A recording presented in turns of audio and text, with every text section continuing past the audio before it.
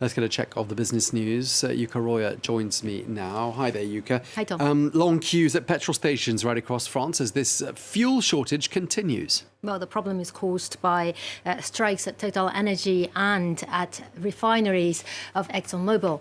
Total runs nearly a third of petrol stations here in France, and many of them are running dry. Drivers are increasingly frustrated, and the government has been forced to dip into its strategic reserve. Kerry Scarland has more. As the fuel at this petrol station runs out, patience of desperate motorists runs thin. On the outskirts of Paris, it's one of the few service stations open in the area. It's hell. Several stations I went to had no petrol. I've been waiting an hour and a half here. We were scared we would break down, so we've been driving around. We tried 5 stations this morning. In Lille, in the country's north, some have resorted to crossing into Belgium. I even thought of going to Belgium because I've been looking at the fuel app for 3 days. Today I didn't have class. I came here, but I've been waiting for an hour. About a third of France's service stations are experiencing shortages as industrial action at TotalEnergies coincides with strikes at 2 ExxonMobil refineries. Total workers want a 10% pay increase to help cope with inflation, pointing to the $10.6 billion net profit the company made in the first half of this year. On Sunday, the petrol giant offered to bring forward annual pay talks if employees ended their strike, but the CGT union called the proposal a form of blackmail. For the moment, management has just made an announcement that tries to shift responsibility to the strikers. We have no guarantee that we will get any concrete measures. More than 60% of the country's refining capacity has been taken offline by the walkouts, driving up diesel prices and prompting France to increase fuel imports. Amid the latest escalation in the war in Ukraine, prices of wheat surged to their highest level since June at the Chicago Commodity Exchange. This amid fears that the renewed tensions could further disrupt grain shipments from Black Sea ports.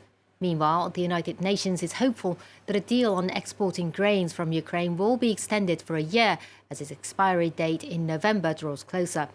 The agreement, brokered by the UN and Turkey, allows the export of Ukrainian grain blocked by the war and the export of Russian food and fertilizers despite Western sanctions. Here's the UN's humanitarian chief, Martin Griffiths, speaking earlier. We need to have a certain kind of certainty on the Black Sea operation. Our view in the UN is that we, of course, should seek its renewal, and I'm reasonably confident that we will see it, and I'll come back to that. I'll see that happen, but also that it needs to go beyond a 4-month cycle. It's an important measure that was agreed to assist the global South and the food security interest, even at a time of great distress and war in Ukraine, a war that should never have happened and is causing great suffering for the people there. Britain's embattled finance minister has brought forward the publication date for the government's economic plan and growth forecast by almost a month to try and calm markets. The plan had been due out on November the 23rd, but will now be published on October the 31st. Last month, Kwasi Kwarteng triggered a meltdown of the British pound and government bonds when he announced a mini-budget involving massive tax cuts and increases in borrowing, with no details on how they would be funded.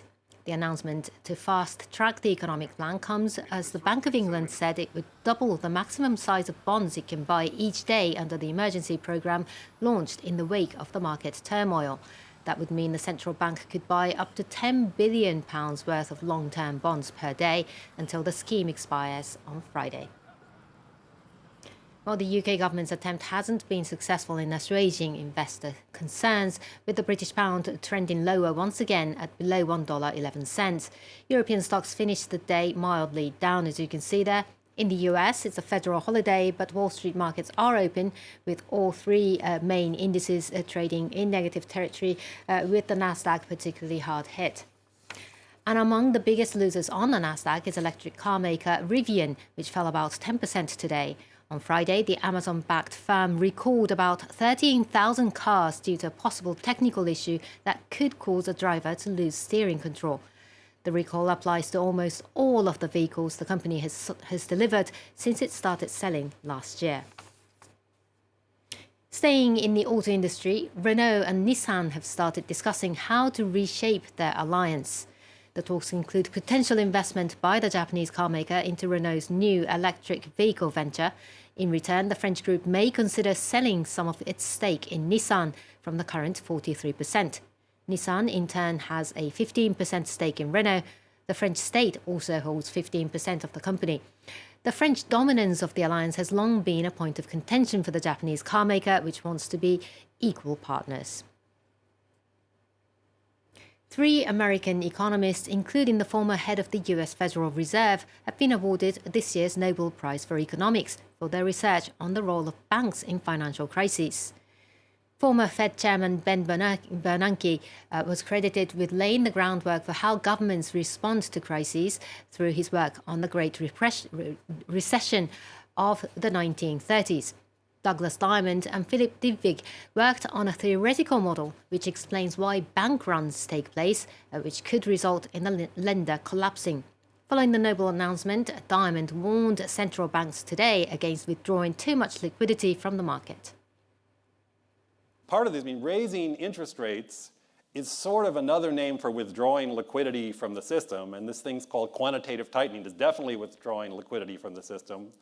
So runs are particularly problematic. Fear of fear itself runs, self-fulfilling prophecy runs, are particularly problematic when there's not much liquidity in the system.